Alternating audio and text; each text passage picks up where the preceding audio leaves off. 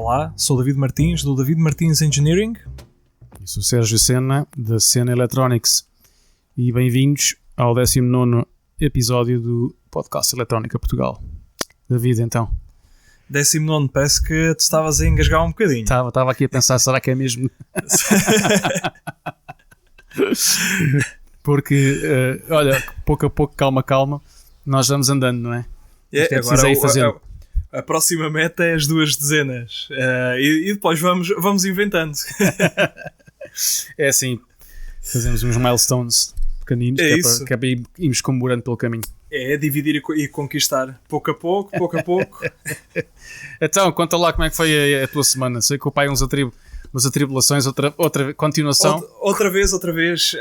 Apesar de todas as trocas e baldrocas, recebi o material que veio enganado. Já mandaram o material substituto, mas sinceramente, e olha que não é fácil esgotarem-me a energia, mas neste momento já não estou pai virado. Eu quero lá saber, eu já tenho material para me desenrascar, pronto, mas ainda fica a perder uma porca. E não eram muitas, estamos a falar de 16 porcas, e mesmo assim, no meio destas trocas todas, ainda fica a perder uma porca que, apesar de tudo isto, vem enganada. Mandaram de propósito uma saqueta com 12 porcas, que eram as porcas que estavam erradas do primeiro envio. Sim. Eu abro o pacote, alinho as porcas todas e vem uma porca errada ainda assim. Epá, pronto. Eu acho que isso foi de propósito. Não, desculpa, eles estão a fazer de propósito. É só para fazer pirraça, mas eu já não estou nem aí, pronto. Sabes o quê? Eu acho que eles não têm ninguém a telefonar para lá, precisam do contacto humano, então fazem isso de propósito, que é para tu continuares a ligar para lá. Devem sentir muito sós. Pois, assim, com esse tipo de trabalho, de certeza que vão ficar sós, João. Isso é uma vergonha, pá. Tiveram mais que a oportunidade para corrigir os problemas. Sim, mas olha, já estou tão cansado que já nem estou pai virado. Pronto, já consegui avançar ali com a parte mecânica, com o grosso mesmo, porque, como tenho dito, é um projeto que tem muita componente mecânica. E quando é assim, isto atrasa sempre muito, porque ao contrário de projetos mais eletrónicos, tu consegues fazer uma board e a medida daquele conector até ao outro, tudo aquilo é muito calculado, é muito certinho. Sim. E a máquina está de tal forma oleada que tu mandas as peças para produção e recebes as boards, e a probabilidade de haver ali algo errado é ínfima. Pelo menos da forma como as máquinas andam oleadas nos dias de hoje. Sim. Na parte mecânica, e principalmente quando dependes muito do trabalho de outros, tens que fazer muitas etapas. Portanto, primeiro tinha que validar o desenho do lado deles, foi validado, vamos produzir.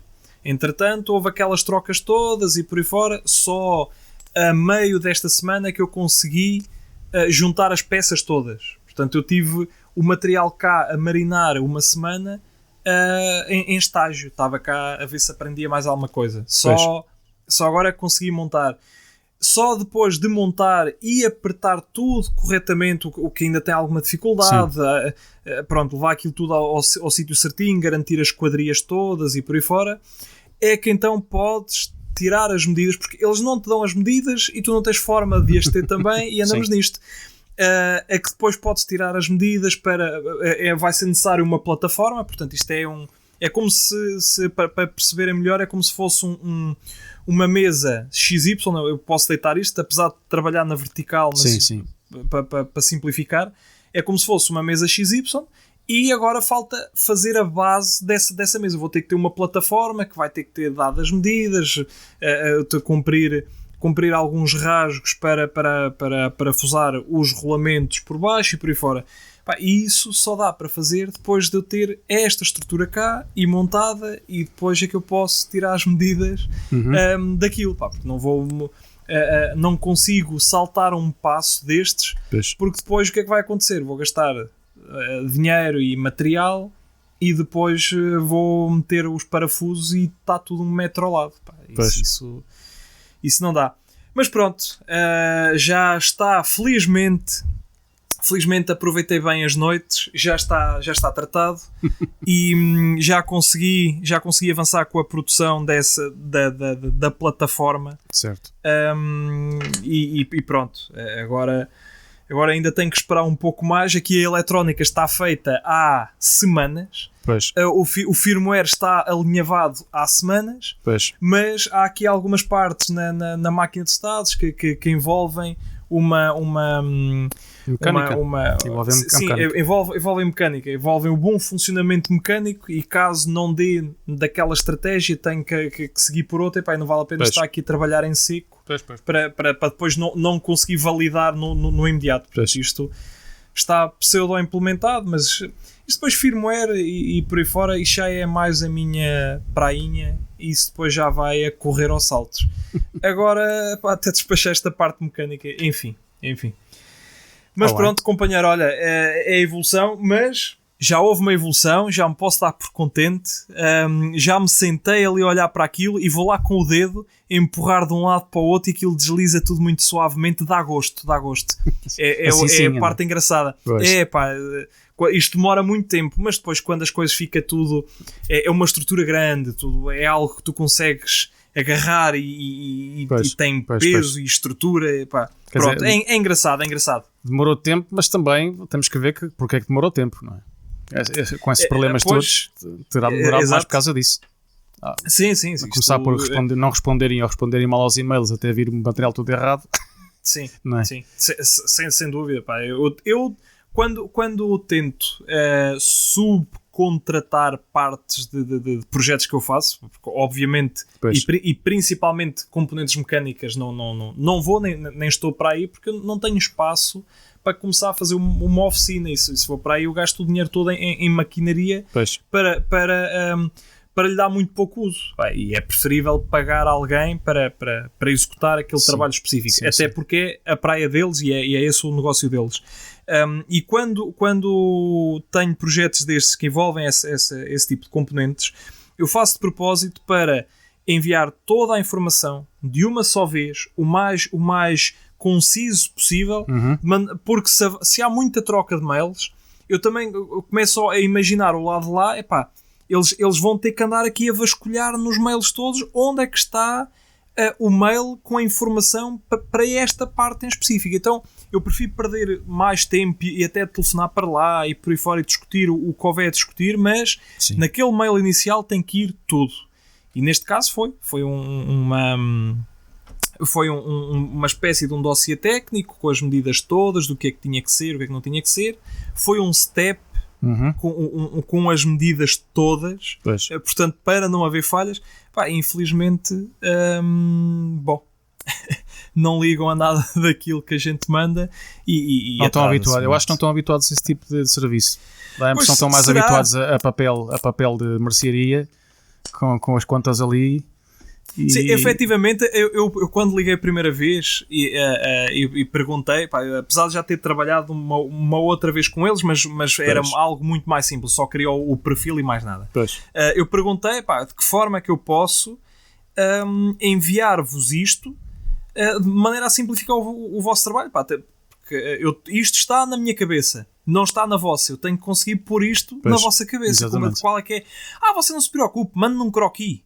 Pois, estás a ver. Um croquis, mas tipo quê? Os croquis, tipo aquilo que a GNR faz quando há um acidente, vai lá e faz uns desenhos assim muito mal amanhados. É esse tipo de croquis. Mas aquilo deixou-me tão espantado que eu não vou mandar um croquis, mas posso-lhe mandar um step e... sim, se mandar um step ainda melhor é. Pronto. Então eu pensando logo na minha cabeça, olha, acabei de saltar aqui umas quantas escadas. Fantástico. Só que afinal não. Imagina se fosse o croquis. Ou não, ao contrário, se calhar se fosse o croquis tinha acertado à primeira. Tinha aqui o croquis desenhado na parte de trás de um guardanapo de um restaurante com o carimbo, aquele típico carimbo do pé do copo de vinho. Exatamente. Num canto. Esse é que é o documento validado. Fiz coleção desse tipo de guardanapos com bocados de circuitos eletrónicos dos almoços e jantares que eu tinha há muitos anos atrás. Já lá vai o tempo. Deixa-me imaginar malta do radioamadorismo. Claro. Mete copos. Claro. Copos e circuitos desenhados na parte de trás de guardanapos. Tinha que ser. O pessoal juntava-se para ir fazer rádio, mas obviamente o rádio era no intervalo do convívio e das jantaradas. Era entre o almoço e o jantar, fazia-se um bocadinho. Aliás, era entre o almoço e o lanche, fazia-se um bocadinho de rádio. Era mesmo. Bem.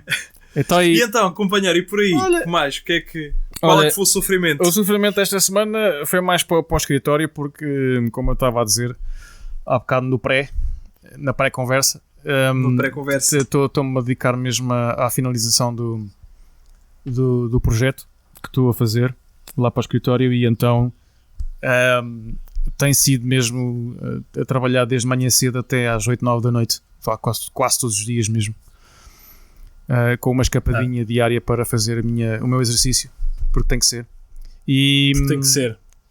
E não, pessoalmente não fiz nada aqui de eletrónica esta semana que passou, e pronto, olha, acho que para a semana vai ser melhor. Já tenho umas ideias, coisas que quero fazer, mas pronto, de qualquer maneira posso falar um pouquinho também do que é que eu estou a fazer para lá. Não posso dizer exatamente o que é que mas posso dizer que é uma plaquinha nova, pequenina. É um interface entre um sensor especial e o payload do satélite. A minha placa, aquilo é um microcontrolador, é um STM32, é duplo core, M7 e M4. Tem NAND, memória NAND e memória SDRAM. Depois tem, uma série de sensores pequeninos de temperatura, digitais. Depois tem ainda mais um termistor cá para fora para alta precisão. E depois, mais à frente, eu explicarei porque que é preciso isso. Deixa eu ver se eu não me estou a esquecer de nada, porque fiz um gajo olhando para aqui para a imagem, é mais fácil. A placa é pequena, mas o esquemático não é assim tão pequeno. Não. Podes ter certeza que não é.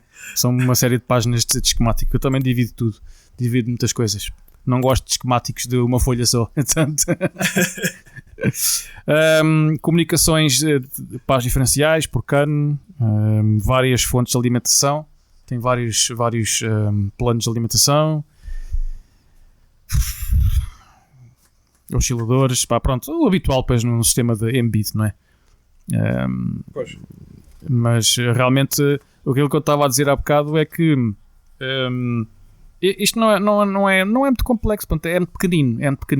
Isto em 30 por 40 milímetros, é muito pequenino para a quantidade de eletrónica que tem. Deixa-me lá pegar na régua. já agora que estás a falar 30 por 40, é pequerrucho. Pois. E acho que eu até estendi, porque não é bem 40, é 30 e tal, 38, mas pronto, vai ser, andamos redondos. Pois, mas numa placa tão pequena, e isto nós estávamos a falar um pouco antes disto, um pouco antes de começarmos a gravar, e temos que. Só que é difícil, temos que perder este hábito de começar logo a gravar, porque perde-se muito conteúdo, mas depois isto também fica muito... fazer cortes e fazer o... Isto era só... Depois isto era só caminhões já andar em recuo, e depois era um problema. Mas numa placa tão pequena, depois, mas com tanta coisa a ser feito lá, depois cria-se aqui aquela dificuldade que é o fluxo de informação o fluxo de informação, o fluxo de conexões, e é muito complicado numa placa muito pequenina se começarmos a meter conectores. Portanto, não se mete conectores no meio de uma board, porque aquilo, eu vejo conectores no meio de uma board e nervo-me logo. Fico logo com uma comichão. Começo logo com vontade de tomar uns medicamentos, porque aquilo, mas só se mete conectores na periferia da board. mas meia dúzia de conectores e a board fica feita. Uma board de 3x4 cm então, não leva assim muito. Olha para essas imagens que eu te mandei. São 3D ainda, mas dá para ver o tamanho dos conectores. Os conectores não são grandes, mas vês que ocupam um espaço considerável na board. Se bem que essa primeira imagem está um pouco enviosada, mas dá para ver. Sim, ocupa bastante espaço. Mas aqui o grande segredo, não é segredo, mas é aqui que eu quero chegar. É um dos conectores que usas aqui, que é um conector de alta densidade de pinos, e isto dá um jeitaço imenso para este tipo de coisas. Por curiosidade, quantos pinos tem? Sabes mais ou menos quantos pinos tem o conector, o que estávamos a discutir há pouco? Sim, tem. Ora, espera lá. Tenho aqui, por acaso tenho o Altium aberto. Enquanto vês, porque por acaso tenho o Altium aberto. Isto porquê? Porque o Senna enviou-me uns 3Ds só para ter noção do que é que ele andava por lá a fazer, e eu reparei nestas fichas. E já vi estas fichas também numa board da NXP, que é a IMX8. Eles têm umas boards agora com alta capacidade de processamento, muito dedicado ao automotivo. Acho que aquilo já dá para fazer coisas em Qt e meter lá direto. Aquilo já tem embedded Linux e por aí fora. E a ligação entre boards é feita com fichas destas, e aquilo de facto é uma enormíssima densidade de pinos, de ligações ali. A ficha é muito robusta, e para aplicações destas, ainda por cima num exemplo de um CubeSat, tu podes ter o mais fêmea, mais numa, fêmea na outra, e estás a encaixar como cartas aquilo que antes se fazia com nos autómatos. Sim. Mas os autómatos era tudo barramentos de réguas 2,54 quase, e aquilo depois enfiavam umas nas outras e estava feito. Mas hoje em dia não dá para ter essa densidade de ligações com um espaçamento de 2,54. Não. Estávamos tramados. Era uma borda de 1 metro.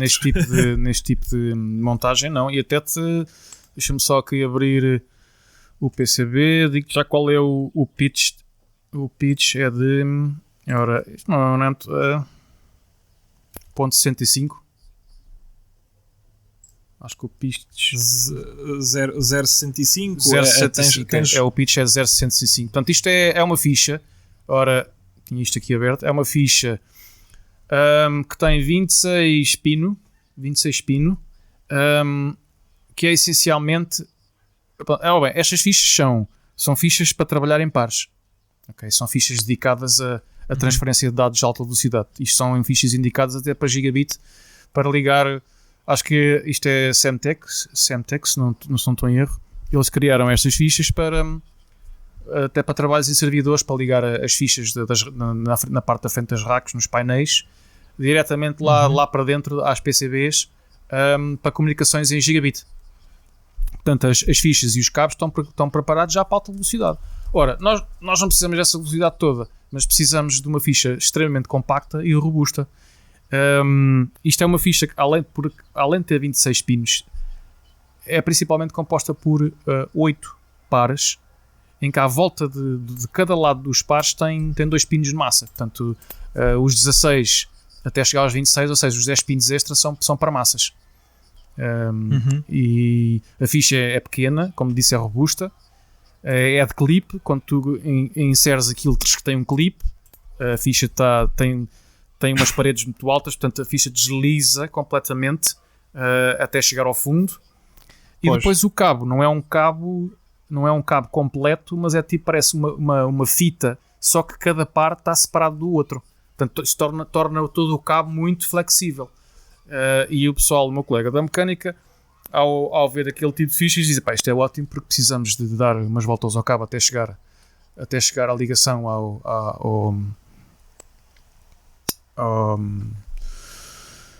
outra board. Sim. Ou não, ao sensor que está... Não, esta ficha é para ligar diretamente depois ao payload. Neste caso até ao backplane, que vai diretamente depois a ter com o computador central.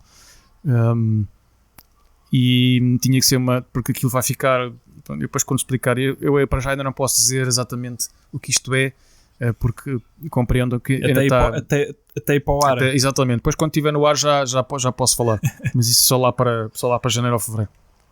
E então a ficha, eu gosto muito da ficha, não é muito pequena, exato, tu podes ver aí pela imagem, ela não é muito pequena, mas está aprovada em termos de vibração e em termos de temperatura, e apesar de ter um custo extremamente baixo comparativo a outras fichas que também estão aprovadas para trabalho aeroespacial, o custo é extremamente baixo. Eu posso dizer que esta ficha custa 12 libra a ficha, não é cada parte de fichas, é cada ficha, uma fêmea 12, uma macho 12, sim. E o cabo, independentemente do comprimento, variar ali entre os 10 cm, 20 cm, 25 cm, fica pelo mesmo preço. Portanto, estavam-nos a pedir em ordem de magnitude, uma ordem de magnitude superior o custo de fichas e cabos, e nós fizemos a brincadeira por uma ordem de magnitude inferior. Portanto, isto foi uma descoberta, e para mais, está especificada para esse tipo de trabalho de alta velocidade, e tem testes para automotive. Portanto, se tem testes para automotive, para aeroespacial não falta quase nada.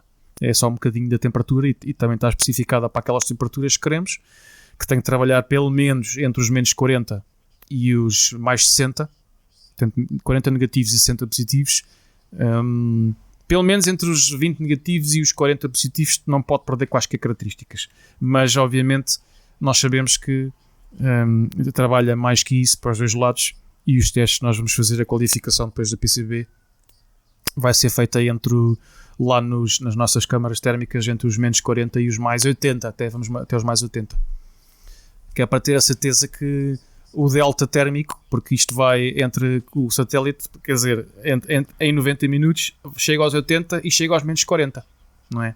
Se está por trás da Terra a apanhar sombra, está na escuridão, vai aos menos 40 facilmente, e quando está à frente do Sol facilmente chega aos mais 60 e mais 80, e não aquece mais porque não tem tempo para aquecer mais.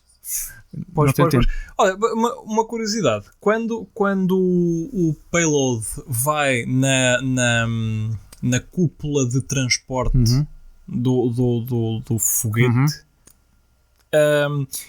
eles têm ambiente controlado. Não sei se quer bem dizer ambiente controlado, mas ou seja, se tu passas de 80 para menos 40, ou de 40 para...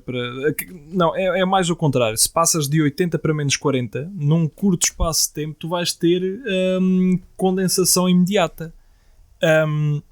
Como é que eles dão a volta a isso? Aquilo não está exposto ao mesmo... O payload está exposto à mesma atmosfera exterior que o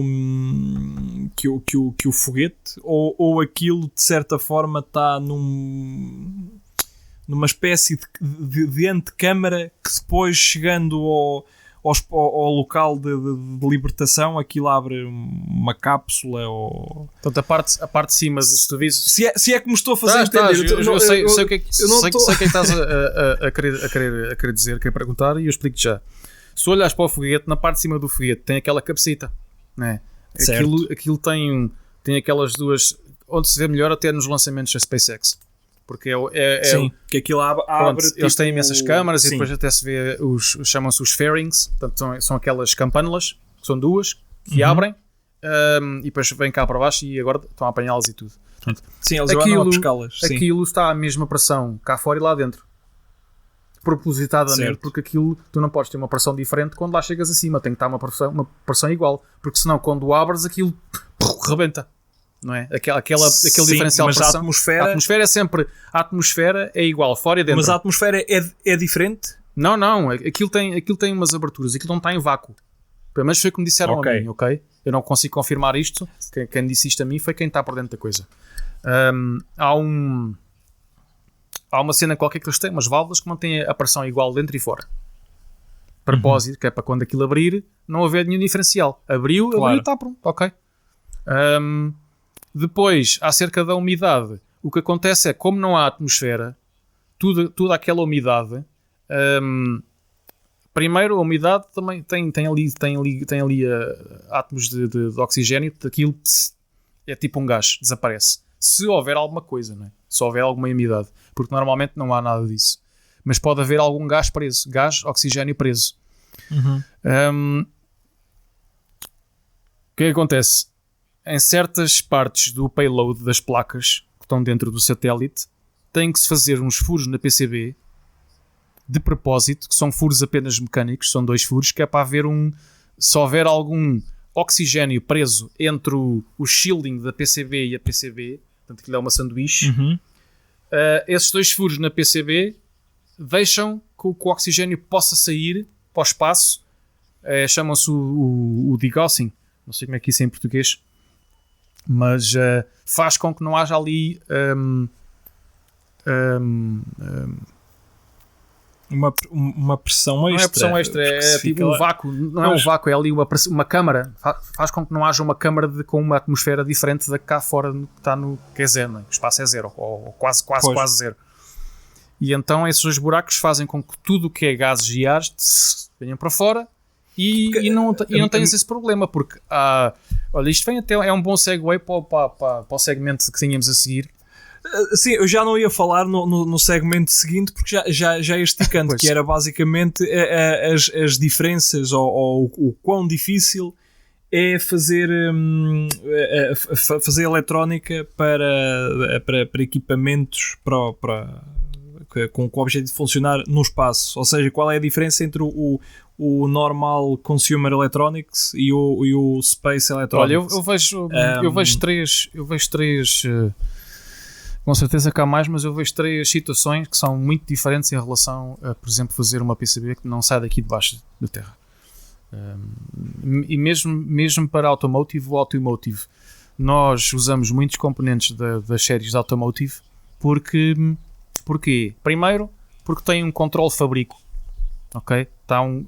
O controle do fabrico é muito mais específico de componentes genéricos. Portanto, se tu queres fazer depois um backtracing daqueles componentes, qual foi o lote, como é que foi feito, etc.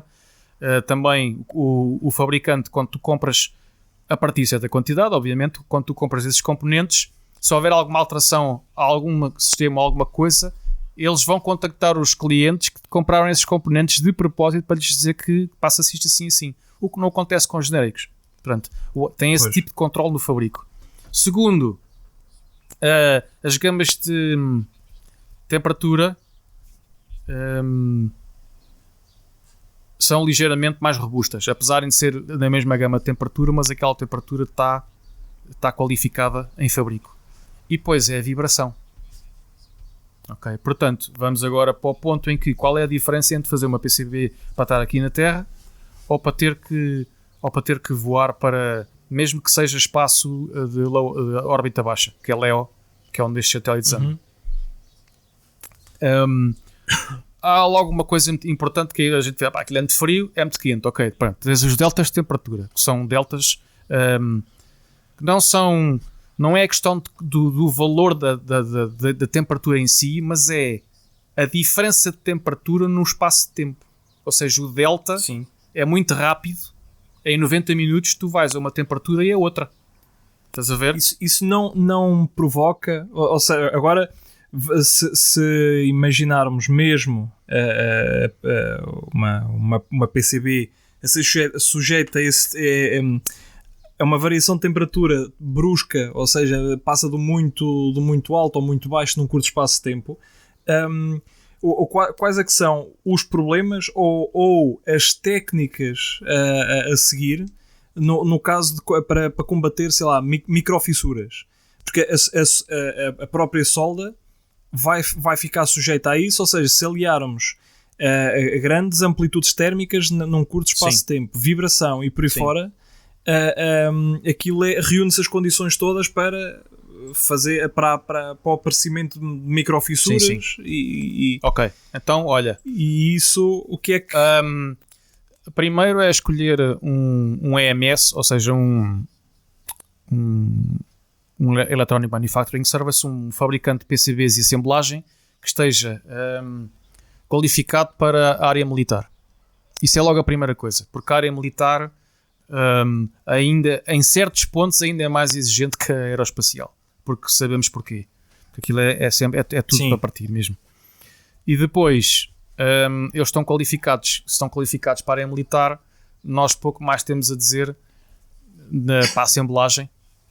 Para o fabrico da PCB, somos nós que o fazemos, mas na assemblagem, estavas a falar nas soldaduras, eles sabem o que é que têm que fazer e depois também com a nossa instrução tem que cumprir os EPCs, tem que cumprir os standards assim, tem que ter as aberturas do stencil assado. Pronto, há uma série de passos que tem que cumprir. Portanto, cumprindo aquele IPC, o standard, já é o suficiente para garantir o aeroespacial. Ok? Pronto. Depois há outra coisa que eu noto bastante, que há uma grande diferença, que é a quantidade de cobre na PCB e no shielding.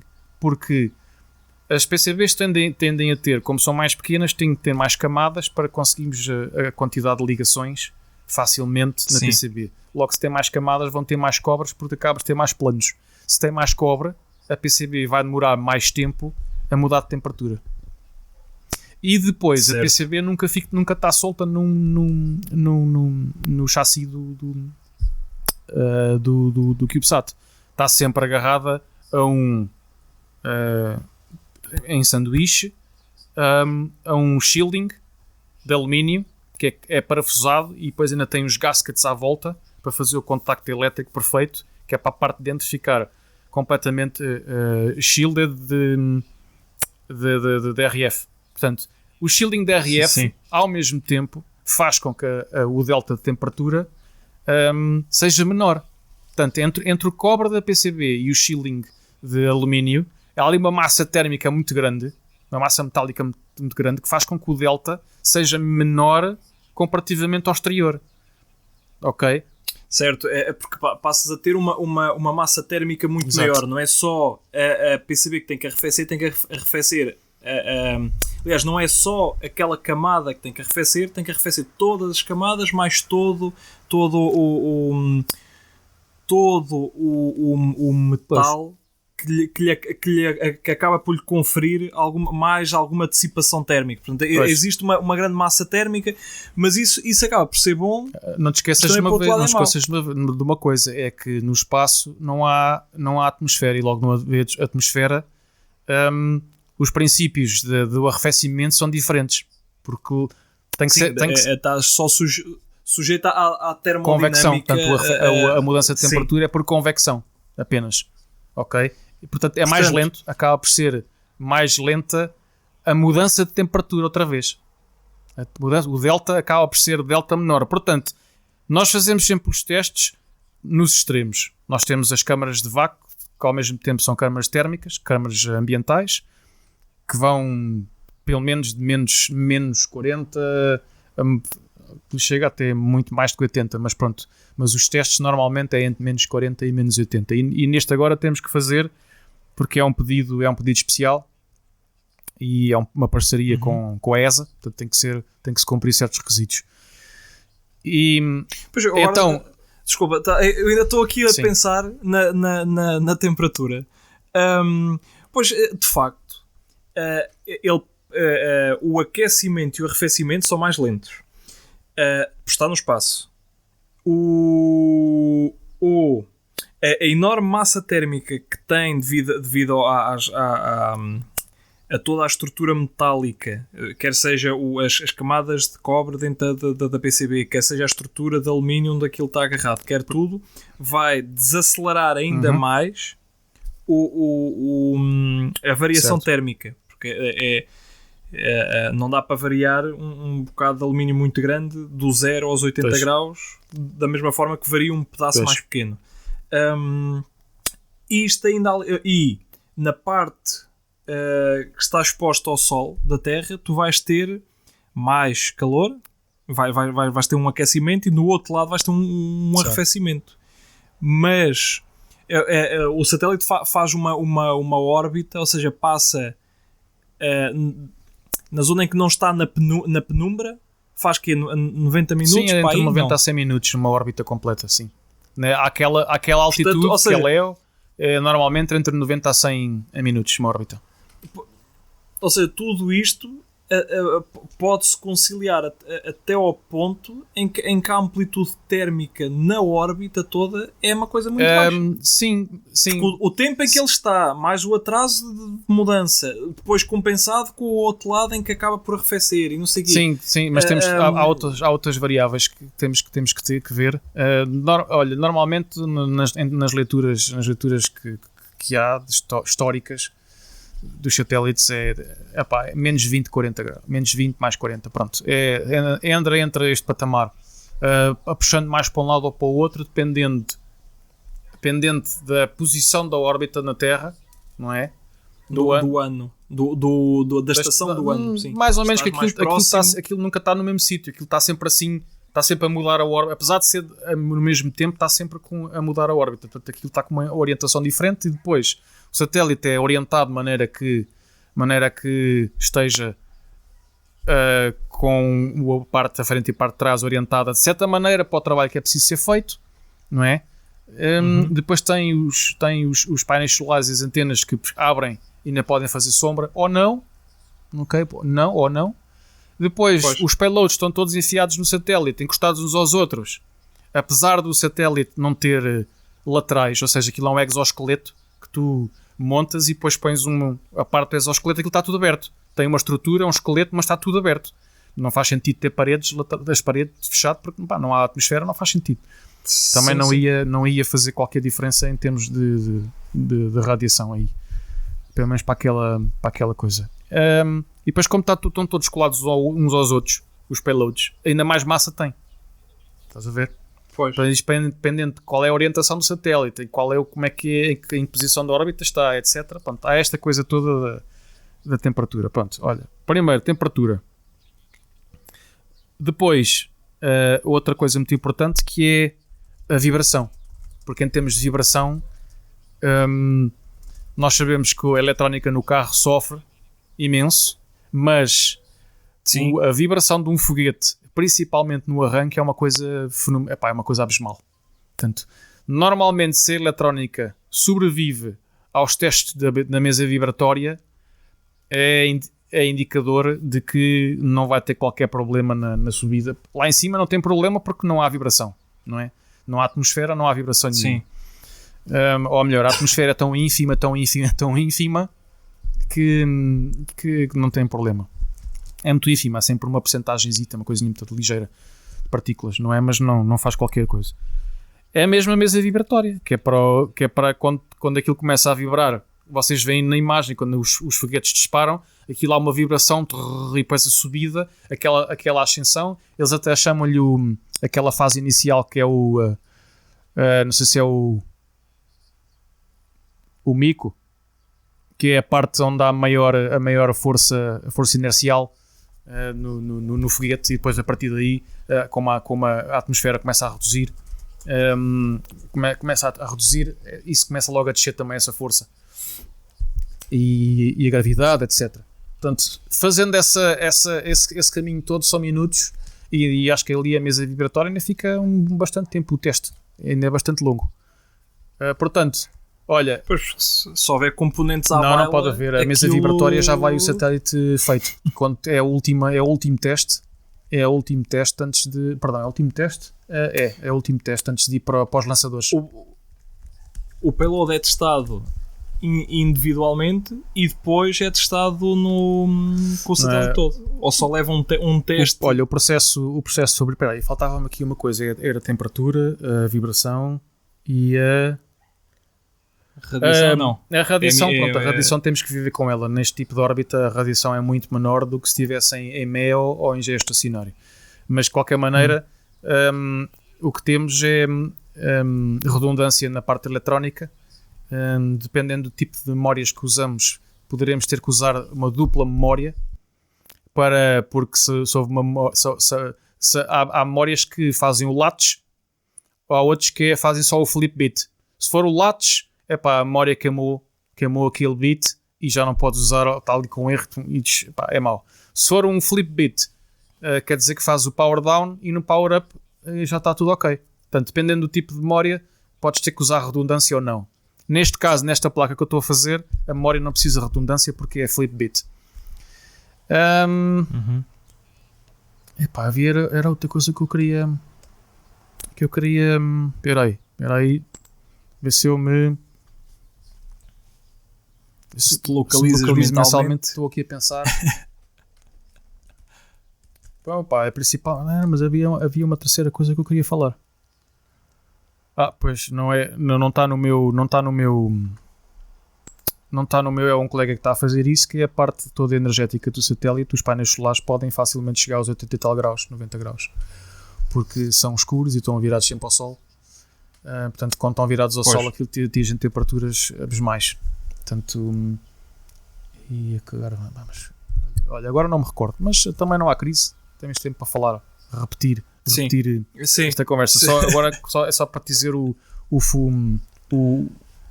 os testes, os pontos. Portanto, as PCBs, nós desenhamos as PCBs vêm, que são novas, tem que ir uma qualificação, que é para termos a certeza que está tudo de acordo com o que foi desenhado, portanto, com as especificações. Há um documento de especificação e vai ser feito o documento de testes, que é para a comparação com o documento de especificações. Portanto, os testes têm que ter aqueles valores com um certo tipo de percentagem de erro.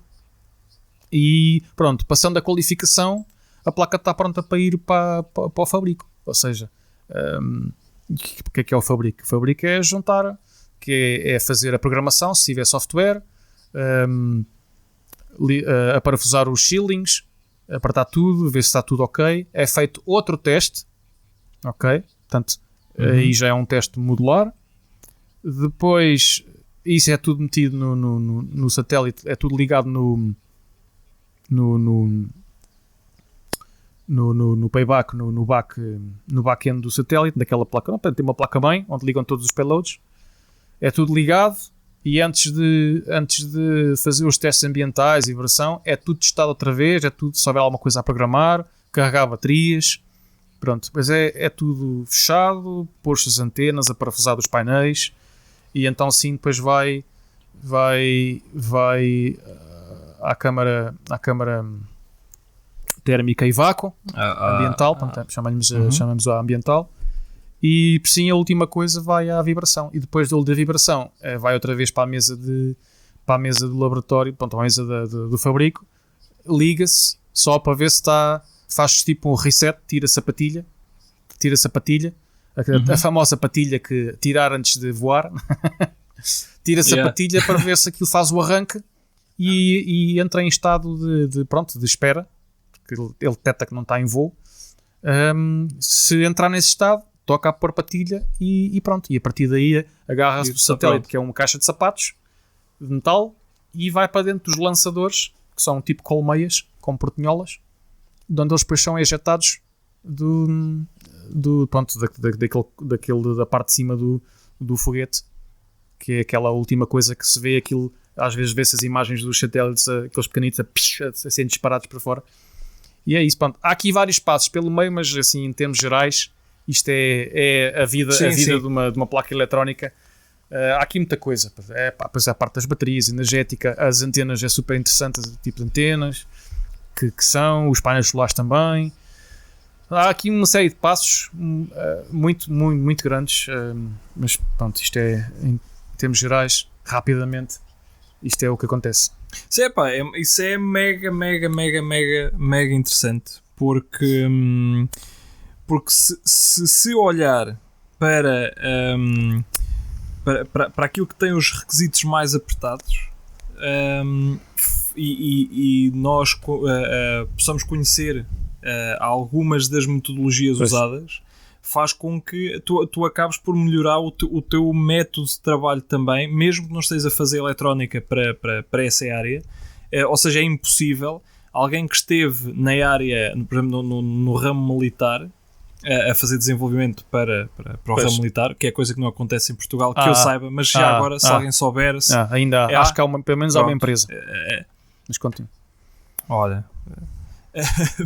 porque a ideia que tenho, eu nem sequer sabia, agora só uma parte, nem sequer sabia que existia como é que ele chamava, era não sei o que, da eletrónica militar, que ficava lá para baixo, para Lisboa, algures, Eu tinha que procurar isso. Se tiver um minutinho já procuro. Mas quando eu finalmente vejo aquilo e até estava a ler, lembro que foi um dia à noite, estava a ler, pá, e até estava a achar interessante. Olha que coisa interessante. Leio um bocadinho mais abaixo, encerrada em 2015. Não, esta empresa é uma empresa já antiga. Eu conheço uma pessoa que, aliás, é um amigo que já está reformado, que sempre esteve ligado às radiocomunicações desde novo, que trabalhou nesta empresa até sempre. Isto foi feito, estabelecido em 1983. A empresa é EID, chama-se EID, Eco India Delta. Não sei se isto estava na Costa da Caparica, lá para aquela, estava na margem sul, salvo erro. Charneca, exatamente, na Charneca da Caparica. Ainda existe e faz, acho que especialmente, equipamentos de radiocomunicação de alta tecnologia mesmo para a gama militar. Mas pronto, isso só para uma parte daquilo que me estava a dizer. Continua. Ok, muito bem. Eu neste bocadinho em que tu falaste, eu vim procurar, mas aquilo era qualquer coisa. Não era quartel. Seria, aquilo na militar é que é? Divisões? Departamentos? Não sei, não conheço essa área militar. Mas pronto, mas aquilo era qualquer coisa de eletrónica militar e por acaso até fiquei interessado, lá está, depois logo a seguir decepcionei-me saber que tinha encerrado em 2015. Mas pronto, para concluir a ideia, é impossível alguém que venha do ramo militar, do ramo de eletrónica militar, em que esse tipo de requisitos e de especificações e por aí fora é muito mais apertado. É impossível tu vires cá para fora, digamos, para a eletrónica comum, e não trazeres contigo uma dada bagagem que acabas por aplicar sem ou seja, é mais forte, inconscientemente. Há certas metodologias que depois segues e por aí fora que quem sempre fez eletrónica comercial, digamos assim, não tem, porque também nunca teve sujeito a elas. Mas se todos aqueles, ou seja, isto é como se fosse por patamares de exigência, mas se quem estiver no patamar de menos exigência souber como é que as coisas acontecem lá em cima e que tipo de cuidados existem e por aí fora, está bem que todos esses cuidados acarretam custos e por aí fora, mas nem todos, nem em tudo é assim. Às vezes é só mesmo detalhes e prestar atenção e ter o cuidado. Mas aqui acaba por ir um pouco ao encontro de um outro podcast que tivemos a falar sobre o brio e o profissionalismo e a vontade de querer evoluir. Bom, e aí estaríamos a entrar, se calhar, deu conversa na confraria. Eu sei que houve lá conversa sobre isso. Eu não tive disponibilidade para lá ir meter a minha colher, mas já lá vou porque acho que é interessante a discussão. Pronto. Sim, passa por tudo, é muito comum e é normal para quem já tem alguns anos nisto. É normal, vai-se deparando com um pouco de tudo. E infelizmente a quantidade de casos de falta de profissionalismo que tem um pouco a ver com a falta de vontade em fazer mais e melhor. Nós podíamos ser tão diferentes daquilo que somos. Mas, bom, isso dá conversa para mangas. Eu tenho uma boa ideia do que é que isso também poderá ser e se calhar também passa por aí, mas deixamos isso para outro podcast, se calhar trazemos mais pessoas para conversar sobre isso. Para outros. Agora só para que já vamos avançados aqui a minha conversa do espacial, já nos fez levar aqui em 50 minutos. E bem. Mas isto só para concluir, porque depois há mais detalhes que eu queria falar sobre esta PCB, mas vou deixar para a próxima semana. Mas fica a dica. Quem quiser trabalhar comigo neste tipo de projetos e com a minha equipa, nesta empresa, a empresa está à procura de uma pessoa para hardware, ok? Só para hardware. Convém ter alguma experiência de eletrónica, não precisa ser espacial, não é preciso. Não, convém ter alguma experiência intermédia, não precisa de ser sénior, basta uma pessoa intermédia, que já pelo menos 4, 5 anos de eletrónica. E eu sei que há portugueses que sabem fazer as coisas bem, por isso, quem tiver a ouvir ou quem conhecer alguém que poderá estar interessado, está uma posição aberta. Aquilo que eu posso fazer é dizer que está aqui uma pessoa minha conhecida e da minha confiança. Não posso fazer mais que isto, infelizmente, porque nem eu estou. Bom, mas também mais que isso era pegar nas mãozinhas, vá lá, também não vamos exagerar. A posição está aberta e é em Glasgow, é na Escócia, tinham que vir para cá, claro, mas olha, eu posso dizer que a empresa está pelo menos há 6 meses à procura de uma pessoa e não a consegue encontrar. E eu já fiz várias entrevistas. Até cá eu conheço algumas que andam para aí à procura e não há, pá. Isto, durante alguns anos acho que se desprezou um pouco o pessoal do hardware, porque isto de programar que é fixe e não sei o quê, mas no fundo isto vai se resumir sempre ao mesmo. Vai ser sempre preciso algo para correr aquelas linhas de código que alguém está a fazer. E as plaquetas baratas que vêm da China a correr Arduinos, isso vai acabar. Isso vai acabar por acabar, passa o pleonasmo, e vai ter que ser preciso alguém para fazer placas como deve ser. Mais. Porque é muito giro fazer protótipos com Arduinos, mas depois não se vai pôr na indústria ou noutro destino qualquer uma sanduíche de placas com Arduinos. Eu já vi, mas é uma vergonha e vai falhar. Mas vamos deixar isso para outro podcast. Que é para eu ir então descarrilar completamente. Estás a puxar para mim. Vamos, anda para o lado negro da força. Então, será que ainda vamos falar mais alguma coisa deste podcast? O que é que achas?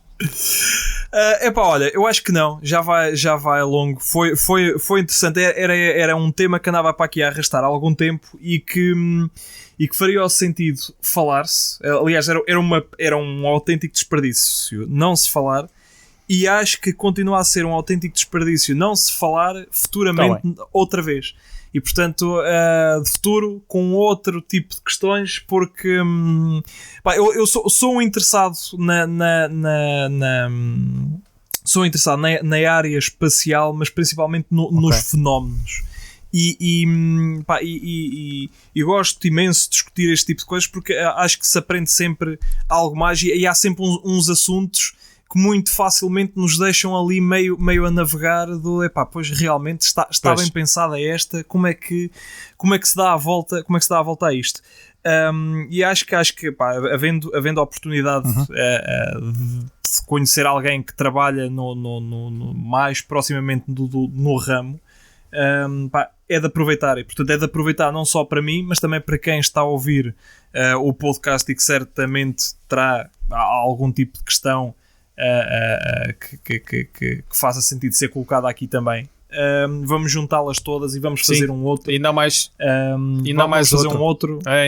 outro que é fazer a comparação, porque eu posso fazer também já agora, já estamos numa de eletrónica de alta precisão, que é a minha vida anterior. A minha vida anterior foi fazer eletrónica para o fundo do mar.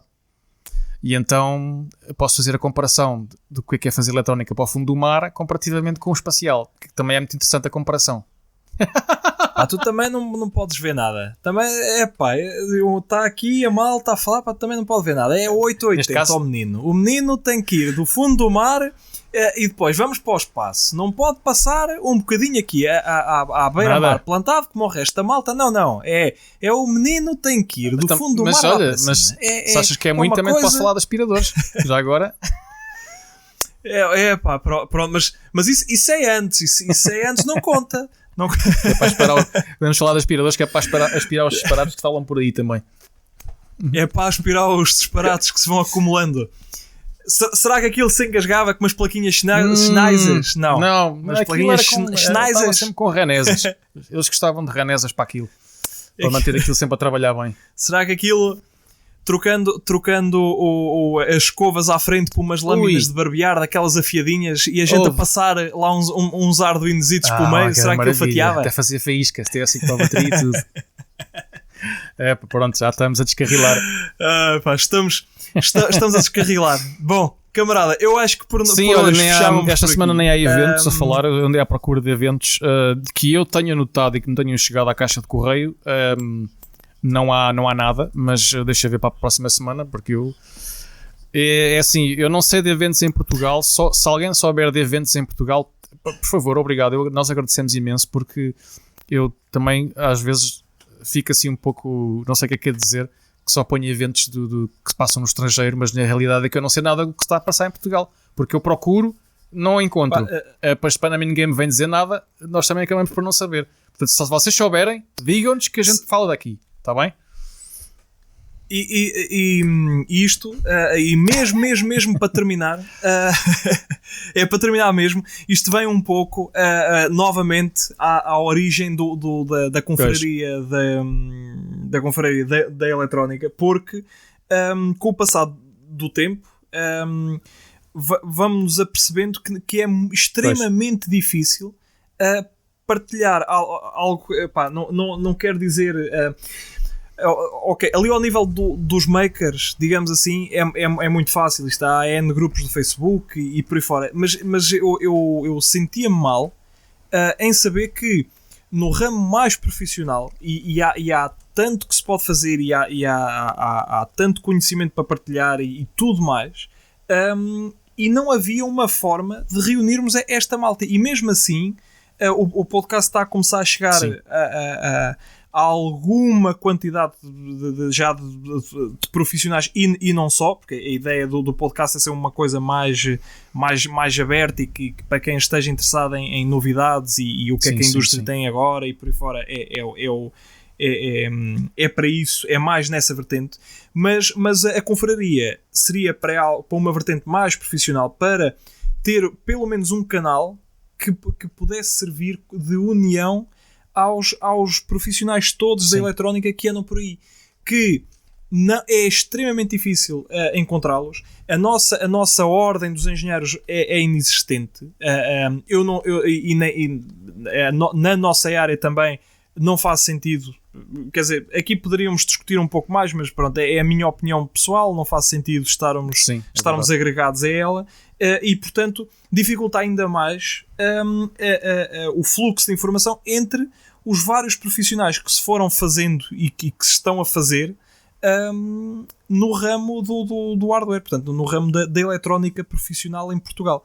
E portanto, se estão a ouvir isto e ainda não estão ligados na confraria, façam um favor a vocês e a nós e a todos e apareçam por lá. Não custa nada. Podem instalar a app. Não, a ideia de usar o Slack era mesmo essa. A app trazia uma mobilidade muito maior às plataformas do que as plataformas comuns de fóruns e grupos, depois em coisas muito, muito específicas. E dá para em qualquer lado partilhar alguma informação extra. Nós temos, e eu dá-me gosto de ver que existem algumas questões mais técnicas que são levantadas lá e que no espaço de minutos têm várias respostas, coisas que num fórum não acontecia, porque teria que saber, era criada uma notificação para aquilo, mas no entanto se eu só receberia a notificação se eu já tivesse respondido àquele post, àquela questão. Ou seja, não há uma forma, e isto é engraçado por isso, toda a gente é notificada de que há algo ali. De que alguém escreveu ali mais alguma coisa e por aí fora. Obviamente podem desabilitar as notificações e podem trabalhar as notificações por aí fora, mas vamos fazer da confraria o sítio para reunir os profissionais de eletrónica em Portugal. Favor a vocês e a nós e a todos e até àqueles que ainda estão para vir. Vamos lá, pelo menos nisto, copiar a malta de pelo software. Menos só nisto. No resto... Só nisto. No resto não vale a pena. No resto não vale a pena porque a malta sabe que para fora da porta USB há mais mundo e há vida. Olha, vamos encerrar. Vamos encerrar. Nós estávamos a falar em confraria. Esta semana surgiu lá um projeto interessantíssimo do Cristiano o nosso colega Cristiano, e vamos falar nisso no próximo episódio, porque acaso merece uma discussão do que é que a gente pode fazer daquilo, não é? E vamos discutir o que é que a gente... Vamos esmiuçar a ideia do que é que a gente poderia fazer daquilo. Até lá, obrigado a todos, porque vocês estão desse lado, por continuarem deste lado, por fazerem likes, por partilharem, que eu sei que já há pessoas a partilharem com outras pessoas, por nos escreverem e por estarem aí. Pronto, e nós agradecemos por estarem aí e por continuarem. Obrigado. É isso mesmo. Obrigado pela forcinha e continuem com o próximo. Este foi mau, nada. Este não foi mau. Este foi fraco. Não, este foi fraco, mas isso. O próximo é que vai ser bom. É isso que interessa pensar assim. Pronto. Tá feito. Até para a semana. Tchau. Até para a semana.